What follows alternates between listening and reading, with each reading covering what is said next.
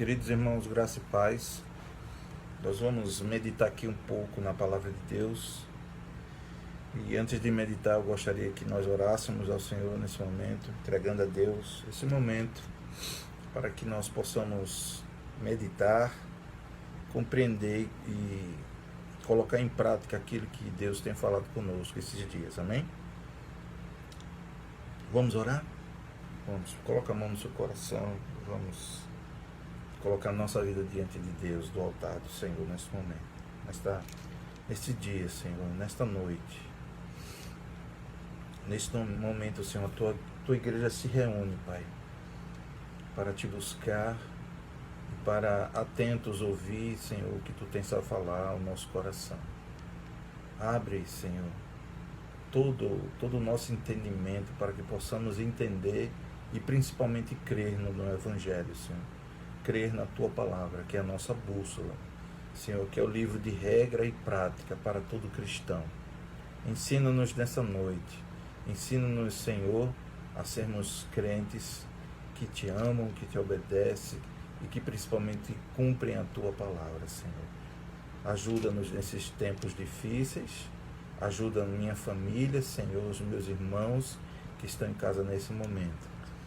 Alguns, Senhor, sofrendo ainda sem dores das perdas, outros com alguma dificuldade, Senhor, de saúde ou de financeiro, mas que o Senhor esteja, Senhor, dando a direção e o Senhor esteja abrindo as portas e levantando as pessoas, os mantenedores, Senhor, de onde, Senhor, que possam vir, Senhor, toda a provisão do Senhor para o teu povo, Senhor. A tua palavra fala que nunca viu o justo mendigar o pão, nem a sua descendência, Senhor.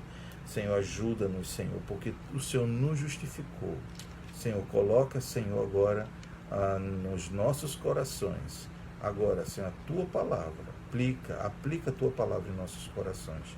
É o que nós te pedimos em nome de Jesus. Amados, vamos abrir a palavra do Senhor em Eclesiastes, o livro de Eclesiastes, no capítulo 2 em diante, que diz assim: Eu disse a mim mesmo, venha, experimente a alegria. Capítulo 2. Descubra as coisas boas da vida, mas isso também se revelou inútil. Concluí que o rir é loucura, a alegria de nada vale. Decidi entregar-me ao vinho e à extravagância, mantendo porém a mente orientada pela sabedoria. Eu queria saber o que vale a pena debaixo do céu, nos poucos dias da vida humana. Lancei-me a grandes projetos, construí casas e plantei vinhas para mim.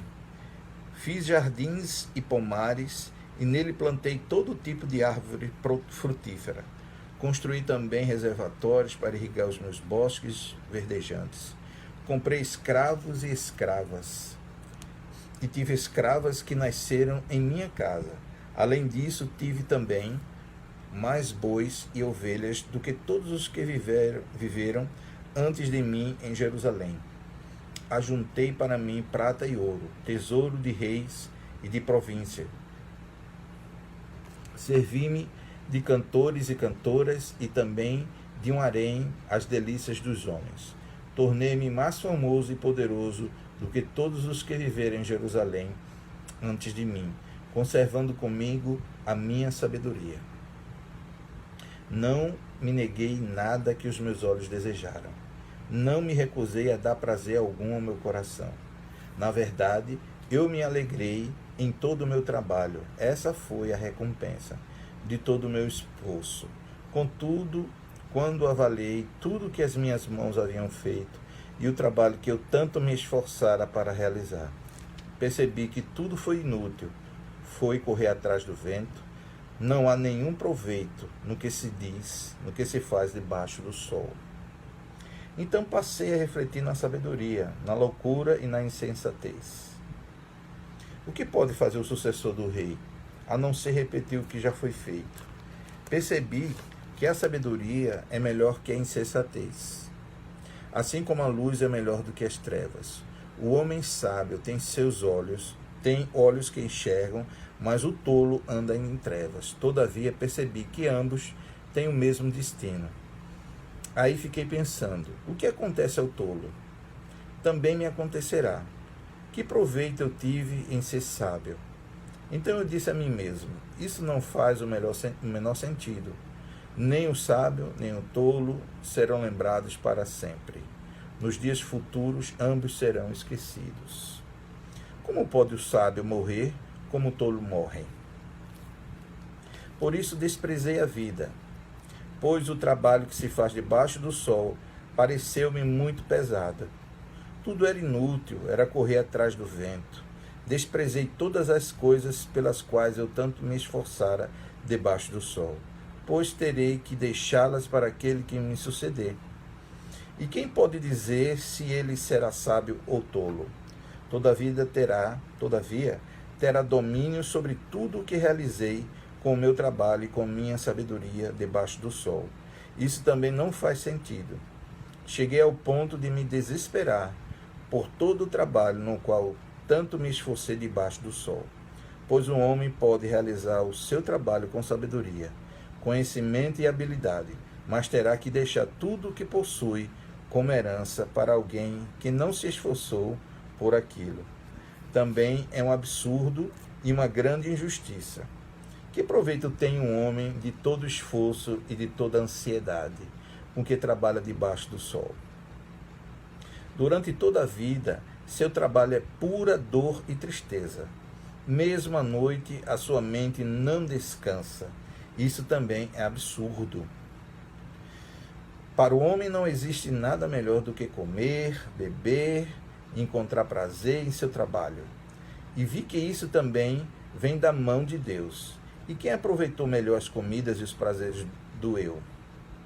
Ao homem que o agrada, Deus dá sabedoria, conhecimento e felicidade.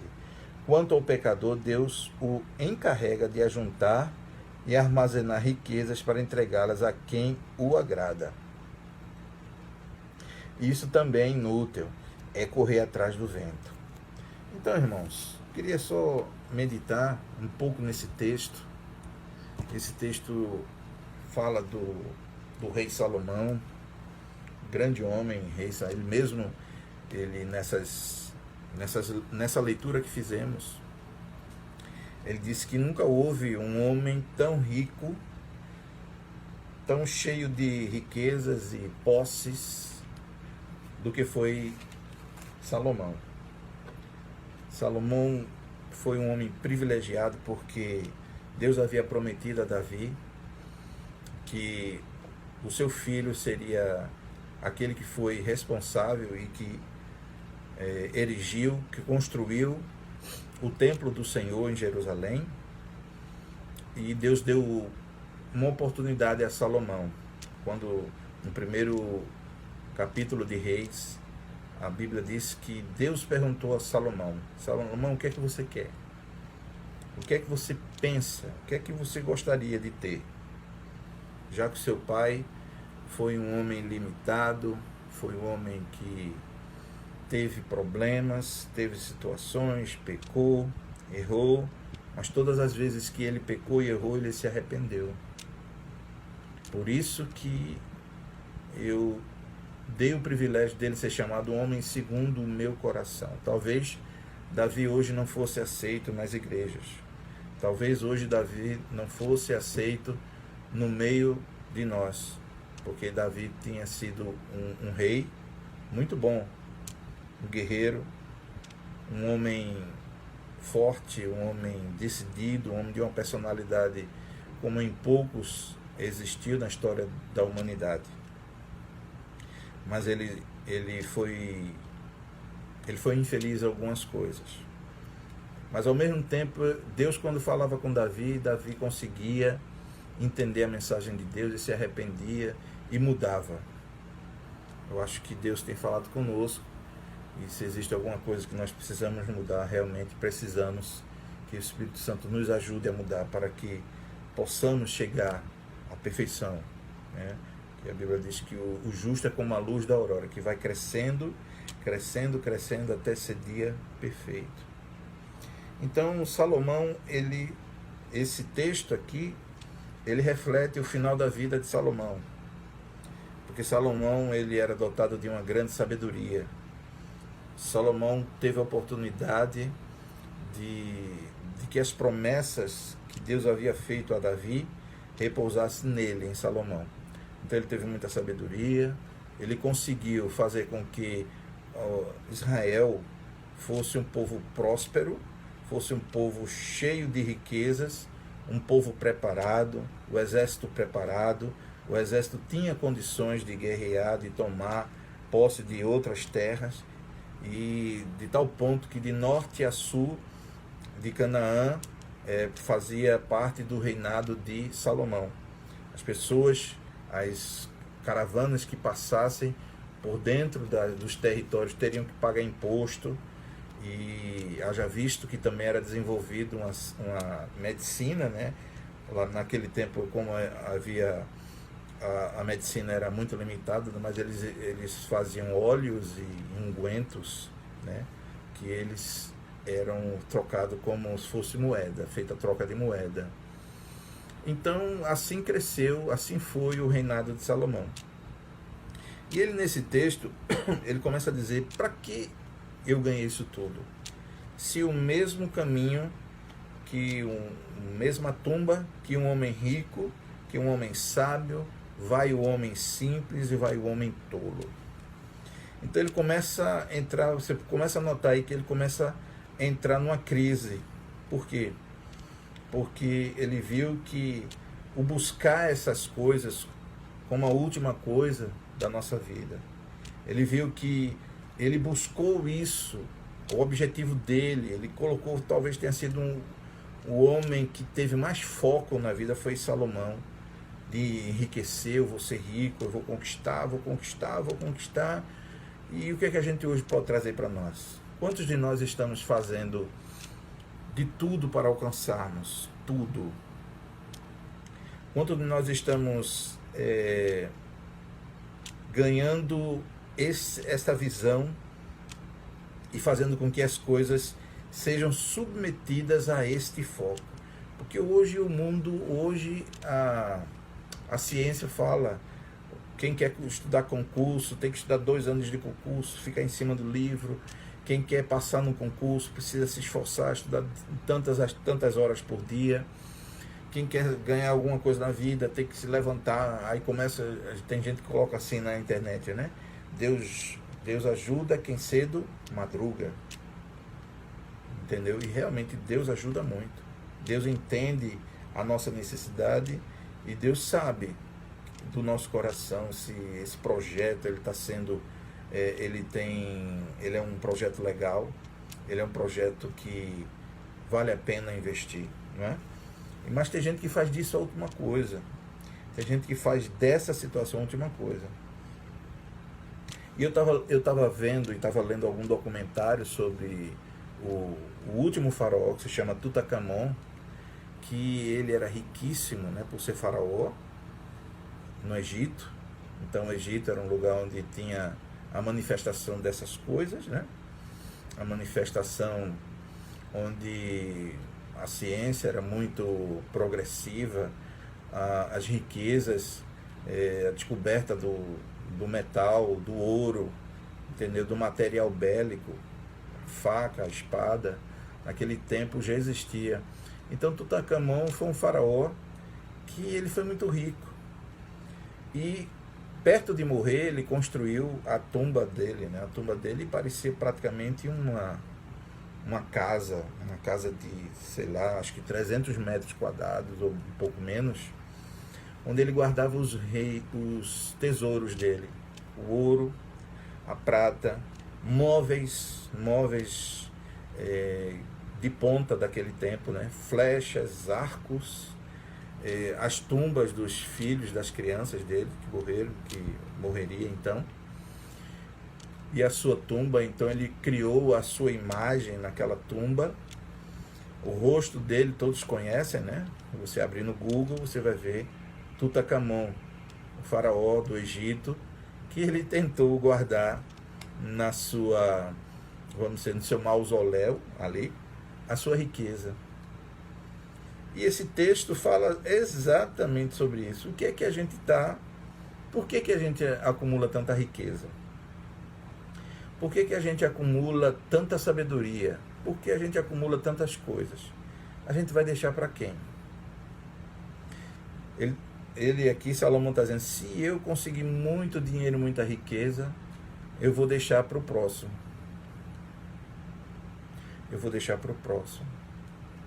E muita gente, se parar para pensar, você vai começar a refletir que o que é que nós estamos fazendo? Nós queremos acumular riquezas para ficar só com nossos filhos. Nosso filho vai passar para o neto. Mas o que é de real que nós estamos deixando nessa vida? O que é de real que nós precisamos buscar? Nesse tempo aqui, Salomão cometeu um equívoco muito grande. Ele se uniu a algumas mulheres. Ele já tinha um harém de mulheres, né? Naquele tempo, pela cultura do rei, o rei poderia ter mulheres. E Salomão, para fazer aliança, ele teve que casar com algumas mulheres de outros povos. Então, o que é que ele deixou? O que é que ele queria deixar? Era esse questionamento, não é? E Tutankhamon, ele deixou a sua riqueza ali naquele lugar. Quando ele morreu, foi tudo fechado, e apenas 2000 e tantos anos depois foi descoberta a tumba de Tutankhamon, e todo aquele ouro, toda aquela riqueza não teve sentido nenhum, porque ele não conseguiu levar aquela riqueza para o futuro, para a vida eterna. E a gente tem que pensar na nossa vida eterna. Nós precisamos pensar naquilo que realmente importa, naquilo que é valor. E o que é valor para a nossa vida? É Deus e a sua palavra. O que é que nós estamos levando para frente? O que é que nós estamos acumulando? Nós estamos acumulando riquezas? Eu quero comprar um carro, eu quero ter uma casa na praia, eu quero ter uma casa num outro estado, eu quero ser uma pessoa de posses. É legítimo isso, Deus não condena.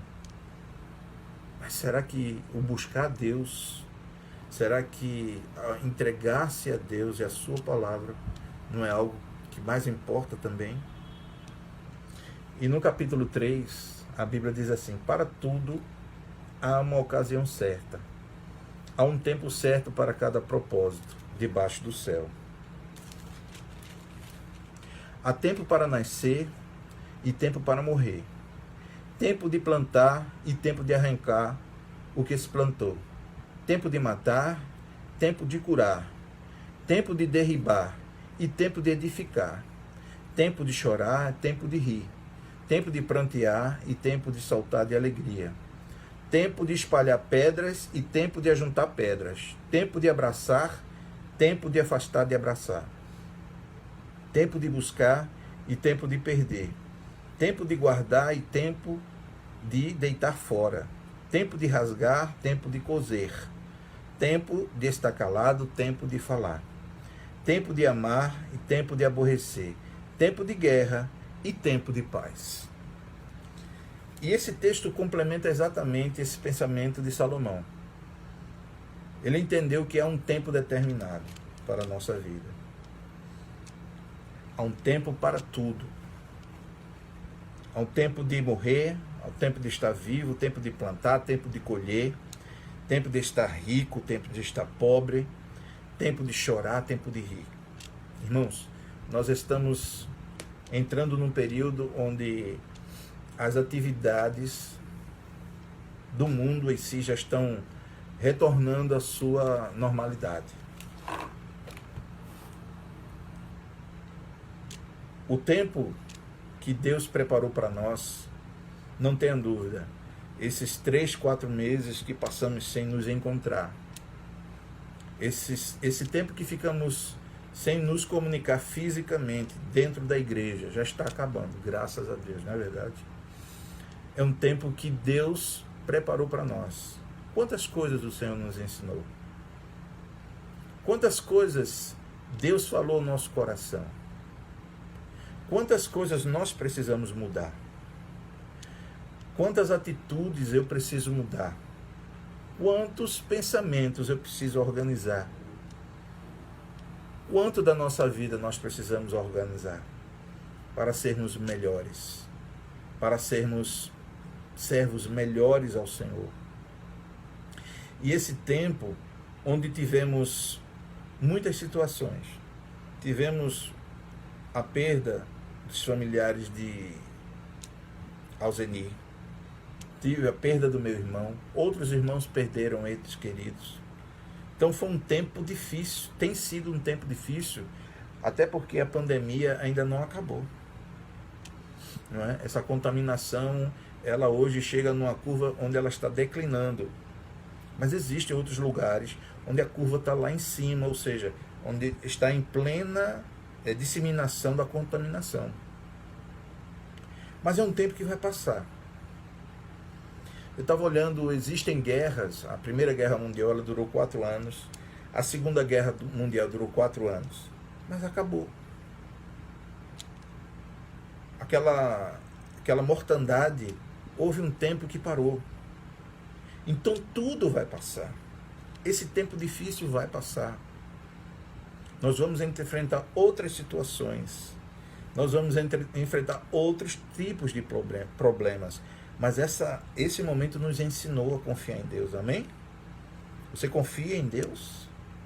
Você está mais confiante em Deus? Você tem noção do Deus que você serve? Você tem noção do Deus que está acima nos céus, mas está aqui no nosso coração? Houve um tempo que eu disse, Senhor, se eu não depender de Ti, eu vou depender de quem? Ou de quê? Porque a provisão vem dEle. A saúde vem dEle. A vida é dEle. Como esse texto diz, no capítulo 3, que é tempo de morrer, é tempo de viver, tempo de nascer, tempo de plantar, tempo de colher. O que é que nós estamos plantando? O que é que nós estamos fazendo para a gente colher o bem? Então, irmãos, esse tempo nos ensinou a ter mais paciência um com o outro. Esse tempo nos ensinou que a vida é como uma vela, se apagar, acabou. Esse tempo nos ensinou que, como esse texto falou, o anterior, capítulo 2 de Eclesiastes, falou que tanto o rico quanto o pobre podem morrer. Essa pandemia nos ensinou que ela não escolhe ninguém. Esse vírus não escolhe ninguém. Pode ser rico, pode ser pobre, pode ser diretor de televisão, pode ser o europeu mais rico do mundo. Quantas figuras, quantas pessoas tão importantes morreram por causa desse vírus? Quantas pessoas morreram por causa dessa doença, dessa praga? Nenhum dinheiro conseguiu comprar nenhuma vacina. Até hoje não tem vacina. Até hoje não existe uma droga, um remédio, uma vacina que cure 100%. Não se cura a AIDS ainda. Entendeu? Não se cura a coronavírus e entre outras doenças. Se não houver uma profilaxia. O que é uma profilaxia? O cuidado antes de termos qualquer tipo de doença. Hoje nós aprendemos que uma boa alimentação é importante. Comer comidas de qualidade é importante. Ô irmão, pare de comer enlatado. Ô irmão, pare de usar muito óleo nas suas comidas. Preserve o seu coração, a sua coronária. Vamos comer comidas saudáveis. Nós somos aquilo que nos alimentamos. Então Deus nos ensinou esse tempo muitas coisas. Se eu fosse relacionar aqui tudo que eu tenho aprendido durante esse tempo, nós teríamos assim pelo menos as 95 teses, não é? Mas foi muito importante, está sendo muito importante esse tempo. Eu estou dizendo isso porque em breve, daqui a algumas semanas, alguns dias, nós tornaremos a nos reunir na igreja, família cristã em Abreu Lima. E meu coração está ansioso porque nós vamos retomar. mas precisamos retomar a nossa igreja com uma outra visão, com uma outra predisposição. O que é que nós vamos deixar? O que é que nós estamos plantando? Qual é o nosso objetivo? Nosso objetivo é enriquecer? É ficar rico? Não tem problema. Moisés trabalhou para o seu sogro e eles eram ricos. Abraão era riquíssimo, Jacó era rico. Salomão, meu Deus do céu, nem se fala. Davi era rico. Todos eles eram ricos. Mas onde é que foi para essa riqueza? Hoje nós temos certeza, irmãos, que Deus será a nossa luz. Deus será a nossa provisão. Deus será o nosso sustento. Talvez poderemos enfrentar dias piores do que esses que estamos passando. Porque se a gente for ver o que Jesus falou na sua palavra em Mateus, viriam dias difíceis, onde as grávidas iriam dizer: por que eu vou dar luz? Não dê a luz, não dê o parto, não fiquem grávidas, porque os sofrimentos são grandes. Mas o Senhor é a nossa fortaleza. O Senhor é o sustento da nossa vida. E o que temos é que mudar um pouco a nossa postura. Quando voltarmos, aprendemos que é importante sermos fiéis à leitura, sermos fiéis à oração, sermos fiéis à obediência ao Senhor, sermos fiéis na nossa higiene pessoal, sermos fiéis, não exagerarmos, não sermos contenciosos, sermos gratos a Deus. Então, qual vai ser a nossa postura, irmãos, quando voltarmos? Será que a gente vai continuar daquele jeito que nós éramos?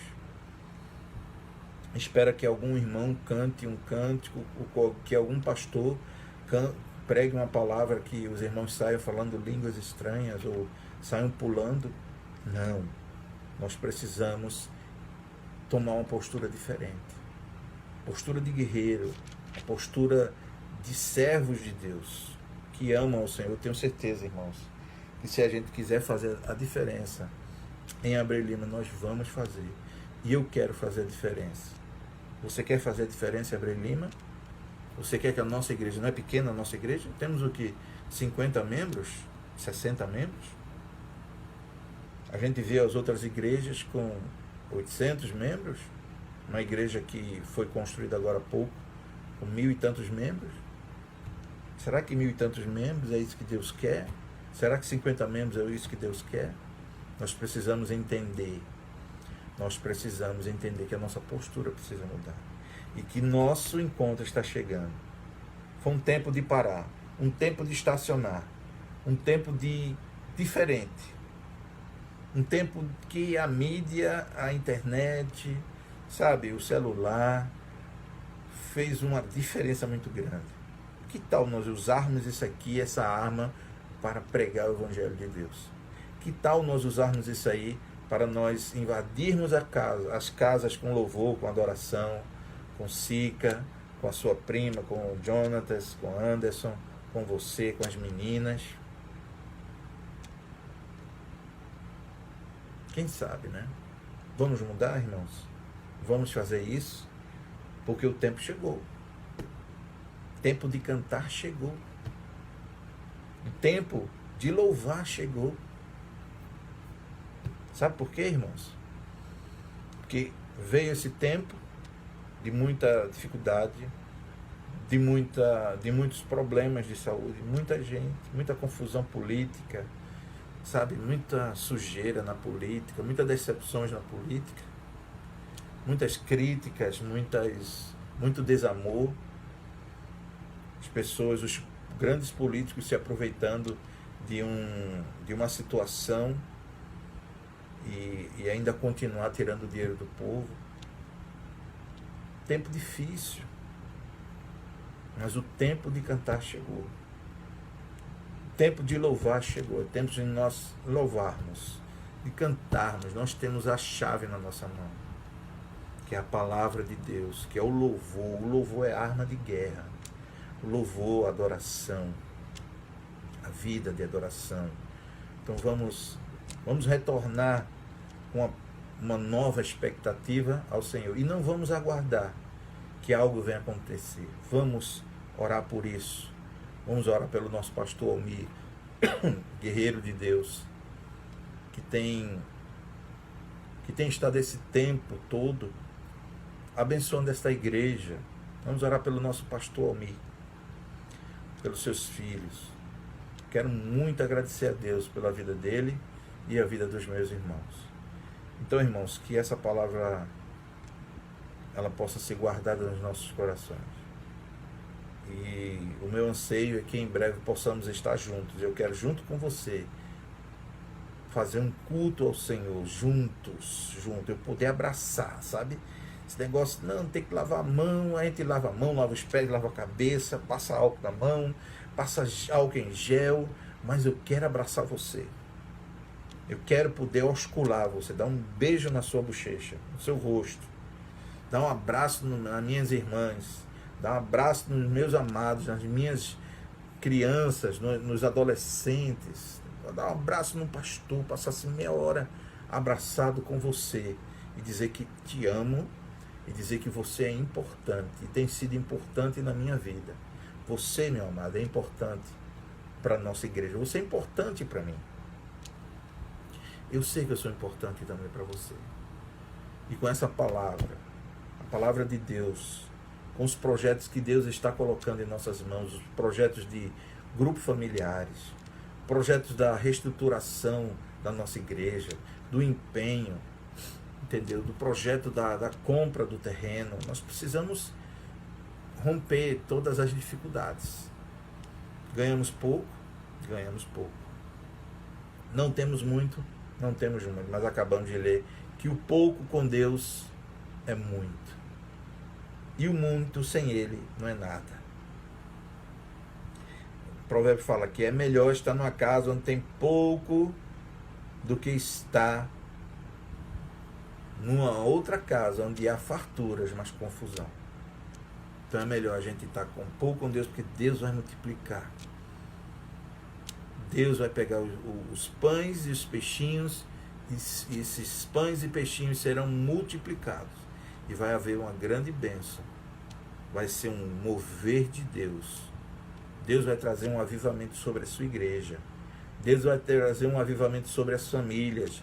Deus vai trazer um avivamento na sua casa, na minha casa. Deus vai salvar aquele ente querido, aquele teimoso, aquela teimosa. Deus vai mudar a história dessa pessoa.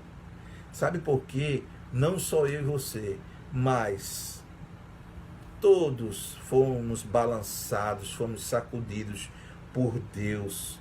Todos fomos sacudidos pela vontade de Deus esse tempo.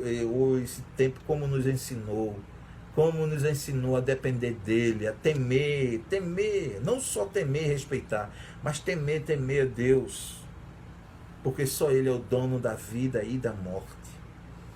Então há tempo para chorar, nós choramos. Há tempo para arrancar, nós arrancamos. Tempo para derrubar, nós derrubamos. Tempo para prantear, nós pranteamos. Nós choramos, nós nos lamentamos. Tempo de espalhar pedras. Tempo de parar de abraçar. Nós paramos de abraçar os irmãos. Nós paramos de abraçar os nossos familiares. Tempo de rasgar. Tempo de calar, nós nos calamos. Tempo de lutar.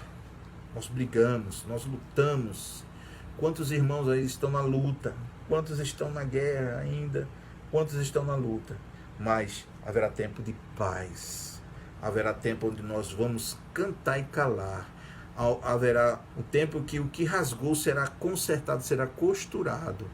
Haverá um tempo, e esse tempo é agora. Tempo de procurar.